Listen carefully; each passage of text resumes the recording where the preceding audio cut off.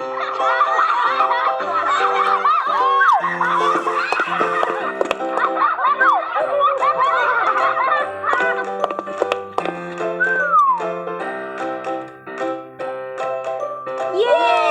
संपर्क दीदी आ गई।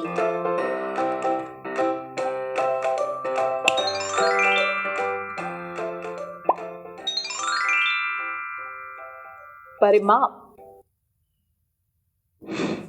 इस वीडियो में हम सीखेंगे खुली एवं बंद आकृतियों का परिचय, अनौपचारिक तरीके से बंद आकृतियों का मापन, औपचारिक तरीके से मापन का उदाहरण, परिमाप का परिचय। टीचर्स बच्चों को लंबाई के मापन की अवधारणा स्पष्ट होने के बाद ही दैनिक जीवन के उदाहरणों से परिमाप के बारे में बताएं।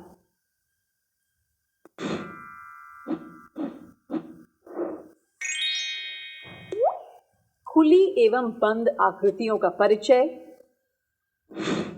बच्चों, आपने अभी तक बहुत सारी आकृतियों के बारे में सीखा, तो चलिए इन आकृतियों से एक मजेदार खेल खेलते हैं।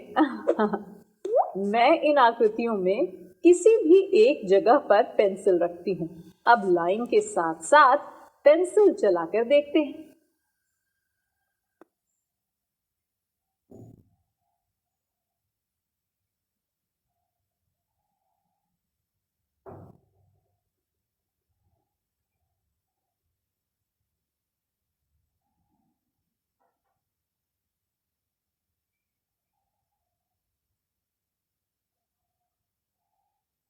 बच्चों, हमने इन सभी आकृतियों में पेंसिल चलाई।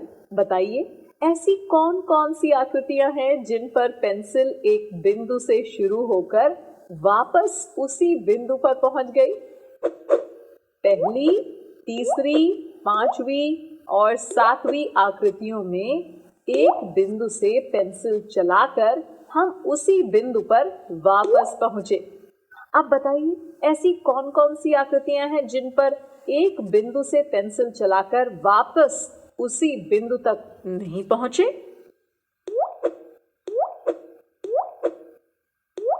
ऐसी आकृतियां हैं हम जिन पर वापस उसी बिंदु तक नहीं पहुंचे जहां से शुरू किया था। बच्चों, आप जिस आकृति में एक बिंदु से चलकर उसी बिंदु पर पहुंचे उसे बंद आकृति कहते हैं, और जिस आकृति में एक बिंदु से चलकर उसी बिंदु पर वापस नहीं पहुंचे उसे खुली आकृति कहते हैं। तो बच्चों, आप भी इसी तरह अपनी अभ्यास पुस्तिका में कोई भी आकृति बनाओ और देखो कि वो एक खुली आकृति है या बंद। बच्चों, क्या आप बता सकते हैं कि किताब खुली आकृति वाली वस्तु है या बंद? ये एक बंद आकृति है। बिल्कुल सही। क्या आप धागे की सहायता से इसकी चारों ओर की माप बता सकते हैं? पता लगाने के लिए सबसे पहले हम किताब को जमीन में रखकर चौक से उसकी आकृति जमीन में बना लेंगे।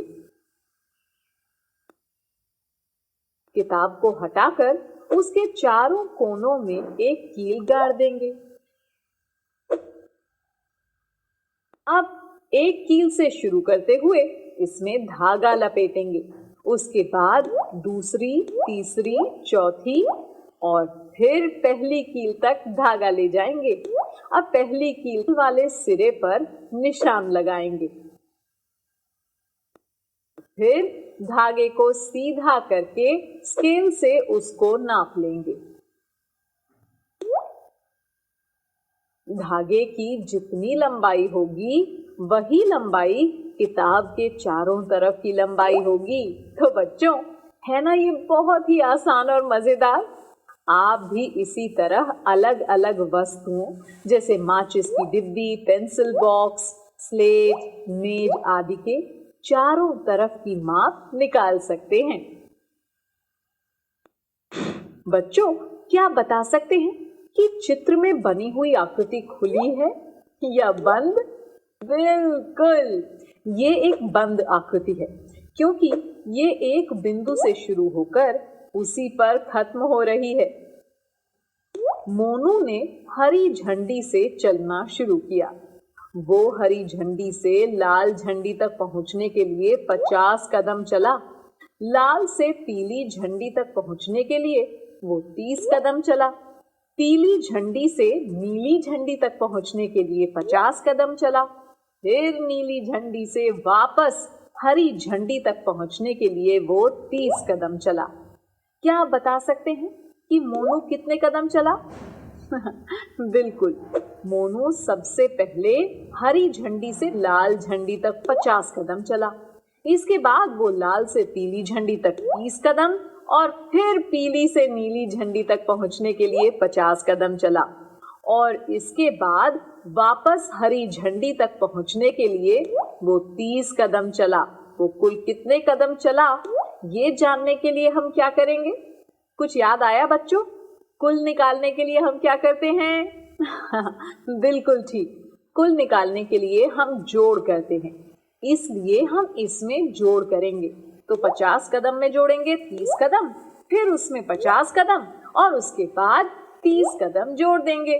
तो इसका उत्तर हुआ 160 कदम, यानी मोनू कुल 160 कदम चला।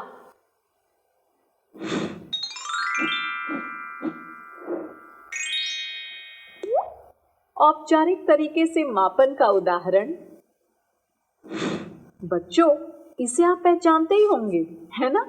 हाँ, ये एक जियो बोर्ड है। जियो बोर्ड वही जिसमें रबर या धागे की मदद से बहुत सारी आकृतियां बनती हैं। इसमें बराबर दूरी पर कीलें भी तो लगी हुई है ना। इसमें धागे की सहायता से कुछ आकृतियां बनाई गई हैं। यदि सभी कीलों के बीच की दूरी 1 सेंटीमीटर है, तो क्या आप बता सकते हैं कि इन अलग अलग आकृतियों को बनाने के लिए कितना धागा लगा है? चलिए देखते हैं। सबसे पहले कौन सी आकृति है? सबसे पहले एक वर्ग है। तो देखते हैं इसको बनाने में कितना धागा लगा हुआ है। पहली भुजा में 1 सेंटीमीटर और 1 सेंटीमीटर यानी 2 सेंटीमीटर। इसी तरह दूसरी भुजा में 2 सेंटीमीटर, तीसरी भुजा में 2 सेंटीमीटर और चौथी भुजा में भी 2 सेंटीमीटर धागा लगा हुआ है।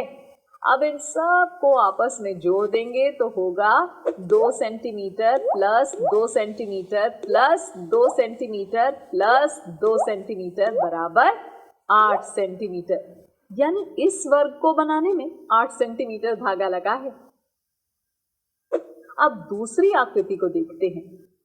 ये कौन सी आकृति है? बिल्कुल ठीक, ये एक आयत है। इसमें भी कीलों के बीच की दूरी 1 सेंटीमीटर है, इसलिए इसकी लंबाई में 3 सेंटीमीटर धागा लगा हुआ है और इसी तरह चौड़ाई में 2 सेंटीमीटर धागा लगा है, फिर 3 सेंटीमीटर और फिर से चौड़ाई में 2 सेंटीमीटर धागा लगा है। इसमें कुल कितना धागा लगा है, ये जानने के लिए हम पहले वाली आकृति की तरह ही इसको भी जोड़ देंगे। 3 centimetre plus 2 centimetre plus 3 centimetre plus 2 centimetre हुआ 10 सेंटीमीटर। यानी इस आकृति में 10 सेंटीमीटर धागा लगा हुआ है। बच्चों, इसी तरह आप जियो बोर्ड में बनी अन्य आकृतियों में कितना लंबा धागा लगा है, ये आसानी से निकाल सकते हैं। आइए देखते हैं नीता क्या कर रही है। नीता ने अपने घर के आंगन में फूल के पौधे लगाए हैं। पौधों को गाय बकरी से बचाने के लिए नीता क्यारी के चारों ओर तार का घेरा लगाना चाहती है। क्या आप बता सकते हैं कि एक घेरे के लिए नीता को कितने लंबे तार की जरूरत होगी? बच्चों, बताइए इसे हम कैसे पता करेंगे? इसको हम बिल्कुल उसी तरह पता करेंगे जैसे किताब के चारों तरफ की लंबाई पता की थी या जियो बोर्ड के धागे की लंबाई पता की थी। चित्र में दी गई माप के अनुसार क्या आप बता सकते हैं कि क्यारी कौन से आकार की है? बिल्कुल, ये एक वर्गाकार क्यारी है जिसकी प्रत्येक भुजा 3 मीटर है।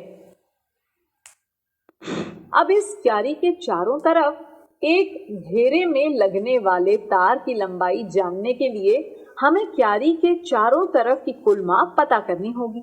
और उसके लिए हमने इससे पहले वाली आकृतियों में क्या किया था? सोचो सोचो, हमने चारों भुजाओं की लंबाई को आपस में जोड़ दिया था। तो ऐसे ही इसमें भी हम सभी भुजाओं को आपस में जोड़ देंगे।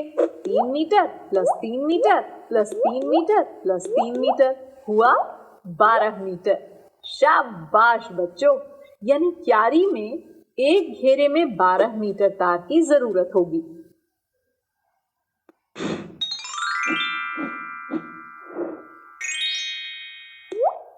परिमाप का परिचय। बच्चों, हमने अभी तक सभी आकृतियों की बाहरी या चारों ओर की माप का अनौपचारिक और औपचारिक ढंग से पता लगाया। जानते हो, किसी भी आकृति की बाहरी माप को परिमाप कहा जाता है। परिमाप शब्द 2 शब्दों से मिलकर बना है, परि और माप। परि का अर्थ है चारों ओर और माप का अर्थ है मापना, यानी किसी आकृति को चारों तरफ से मापना परिमाप या परिमिति कहलाता है। और इंग्लिश में इसे कहते हैं पेरीमीटर। बच्चों, एक बात और, हम केवल बंद आकृतियों का ही परिमाप मालूम कर सकते हैं। इस प्रकार किसी बंद आकृति की चारों ओर की कुल लंबाई उसका परिमाप कहलाती है।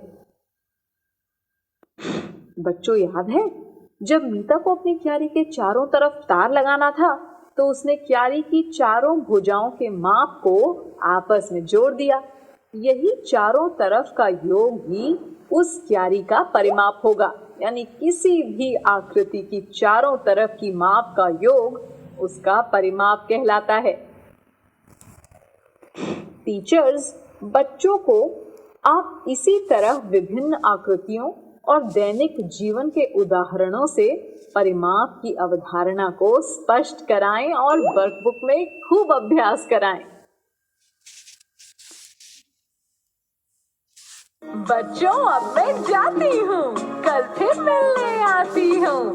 इंग्लिश में अब होंगी बातें, मैथ सीखेंगे हंसते गाते।